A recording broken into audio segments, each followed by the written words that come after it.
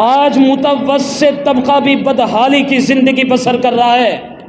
آج ان کے پاس کھانے کے لیے کچھ نہیں ہے، آج ان کے بچے نوالوں کو ترس رہے ہیں۔ آج ہمارا اشرافیہ عیش و عشرت کی زندگی بسر کر رہا ہے، شاہانہ زندگی بسر کر رہا ہے، شہوانی زندگی بسر کر رہا ہے۔ آج ہمارے اشرافیہ کے پاس سب کچھ ہے، لیکن ہمارے غریب کے پاس کچھ بھی نہیں ہے۔ آج ہمیں ایک کام تو یہ کرنا چاہیے، جناب حسن اور حسین کی سنت کو اپناتے ہوئے دریا دلی اور سخاوت سے کام لینا چاہیے۔ اگر اللہ نے ہمیں کچھ دیا ہے، مال و دولت سے نوازا ہے، ہمیں اللہ کا شکر بھی ادا کرنا چاہیے اور لوگوں کی تکلیف کو کم کرنے کی بھی کوشش کرنی چاہیے، سخاوت کرنی چاہیے، غربا فقراء مساکین کے اوپر خرچ کرنا چاہیے۔ اور دوسرے نمبر پر یہ مہنگائی کا عذاب، یہ بد امنی، یہ انتشار، یہ فساد محسوس ایسے ہوتا ہے کہ ہمارا پروردگار ہم سے ناراض ہو چکا ہے۔ اپنے پروردگار کو منائیے، اپنے پروردگار کو راضی کیجئے، اپنے پروردگار سے تعلق مضبوط کیجئے۔ اللہ کے سوا ہمارا کوئی سہارا نہیں ہے، اللہ کے در کے سوا ہمارا کوئی در نہیں ہے، اللہ کے گھر کے سوا ہمارا کوئی گھر نہیں ہے، اللہ کی دہلیز کے سوا ہماری کوئی دہلیز نہیں ہے، اللہ کی چوکھٹ کے سوا ہماری کوئی چوکھٹ نہیں، اللہ کے سہارے کے سوا ہمارا کوئی سہارا نہیں، اللہ کے آسرے کے سوا ہمارا کوئی آسرا نہیں۔ صرف ایک ہی آسرا ہے، اسی کے در پر اپنی جبین نیاز جھکانی چاہیے، اپنے پروردگار کو راضی کرنا چاہیے۔ اور تیسرے نمبر پر آج ہمارے اوپر جو ظلم ہو رہا ہے، ہمارے غرباء فقراء اور مساکین پر جو ظلم ہو رہا ہے، ہمارے متوسط طبقے پر جو ظلم ہو رہا ہے، ہمیں اس پر خاموشی نہیں اختیار کرنی چاہیے، ہمیں بولنا چاہیے۔ شریعت میں ظلم پر خاموشی بھی جرم ہے، ظلم پر خاموشی اختیار کرنا بھی جرم ہے، ہمیں بولنا چاہیے۔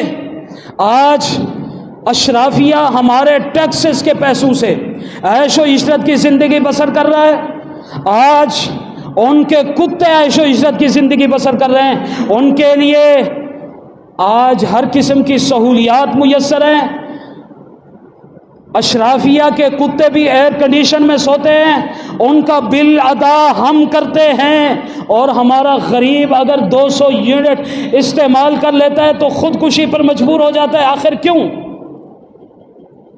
ابھی مجھے کسی ساتھی نے ایک خبر پہنچائی ہے، خبر یہ تھی کہ پچھلے ماہ میں ایک غریب کا بل 23,000 آیا، اس نے موٹر سائیکل بیچی، وہ بل ادا کیا، اب اس مہینے میں 26,000 بل آیا ہے، اس نے خودکشی کر لی ہے۔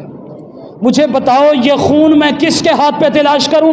عوام خودکشی کرنے پر مجبور ہو چکی، عوام کے پاس کھانے کے نوالے نہیں، تم عیش و عشرت کی زندگی بسر کر رہے ہو، تمہارے کتے ایئر کنڈیشن میں، بچوں کی بات نہیں کر رہا، تمہارے کتے ایئر کنڈیشن میں۔ آج ہمارے بچے سسک رہے ہیں، بلک رہے ہیں، غرباء فقراء مساکین ایک ایک نوالے کو ترس رہے ہیں، اور تمہارے کتوں کے لیے فروٹ ہیں، کھانے کی ہر چیز موجود ہے۔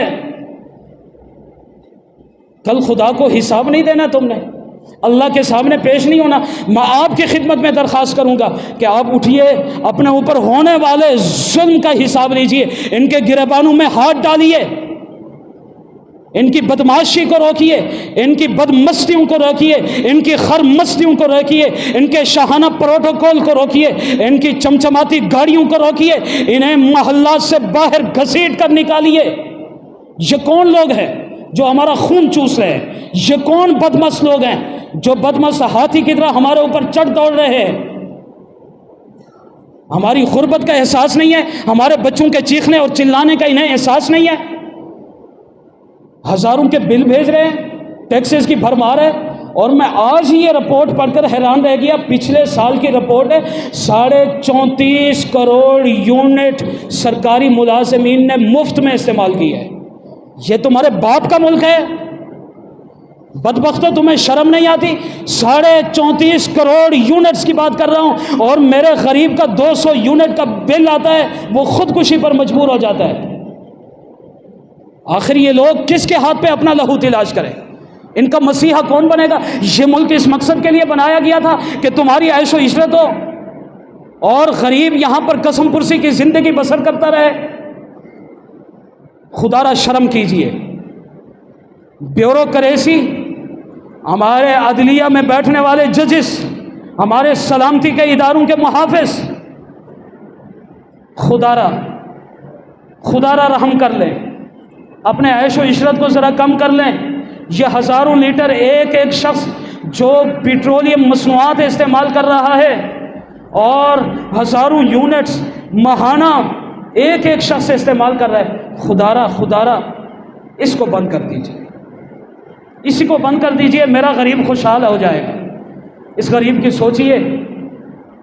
تو آپ سے میں یہی درخواست کروں گا، اپنے اوپر ہونے والے ظلم کے خلاف بھی آواز بلند کرو اور پروردگار سے بھی اپنا رشتہ مضبوط کرو. یہ دو ہی راستے ہیں. اللہ میرا آپ کا حامی و ناصر. وآخر دعوانا ان الحمد للہ رب العالمین.